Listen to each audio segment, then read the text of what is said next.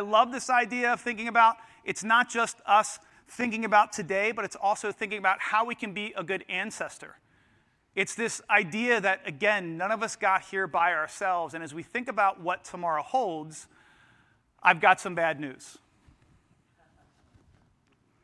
I have really bad news. So according to the Office of Economic Opportunity at NASA, they did a test about 2 decades ago, and they were a study, not a test. They developed an assessment test to figure out how do we find engineers who have that like Apollo 13 failure is not an option attitude. The ones who can think not just intellectually in the moment, that can really go deep, but also ones who can go wide. If you're familiar with a gentleman by the name of Edward de Bono, he coined the term lateral thinking, horizontal thinking, thinking outside the proverbial box. How do you hit the ball when it's outside your strike zone? See, sometimes when you're successful like you are, it's hard to be even more successful. The pattern is set.